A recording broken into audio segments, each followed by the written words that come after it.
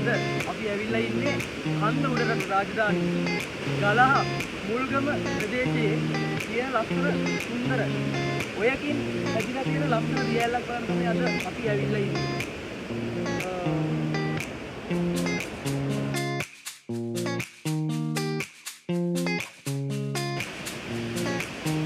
ඊරාන ඔයෙන් හැදෙන ලස්සන පොඩි දියැලක් තමයි මේක. කළු දියැල්ල කියලා තමයි සඳහන් කරන්නේ. ඉතින් අපි මේ ආව සුන්දර චාරිකාවේ අමෝරු සුන්දර බලාපොරොත්තු පොඩි දියැලක් තමයි මේක. ඉතින් මන් දැන් මේ ඉන්නේ දියැල්ල පටන් ගන්න ස්ථානයේ. ඔය මේ පැත්තේ ඉඳන් එනවා පොඩි දියැල්ලක් ලොකු ධම්මාන කියන අතන පුංචි දියැල්ලක්. මෙතනින් තමයි ඒක පටන් ගන්න. එහෙම ගලාගෙන පල්ලෙහාට යන්නේ.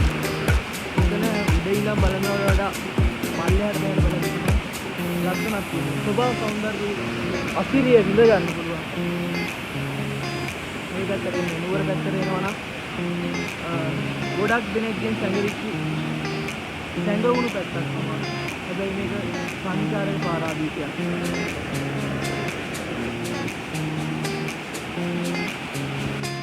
ලස්සන පාරක් තියෙනවා. අටුගස්වල ඔය පාර මොකද කරන්නේ? ගලහ පැත්තේ ගලහෙනුත් පොඩ්ඩක් ඇතුළේදී තමයි මේ ගම්මානේ තියෙන්නේ. ඔයාලත් එන්න. නුවර පැත්තේ ඉන්නවනම් කට්ටියගෙන් සැඟවිච්ච පැත්තක්.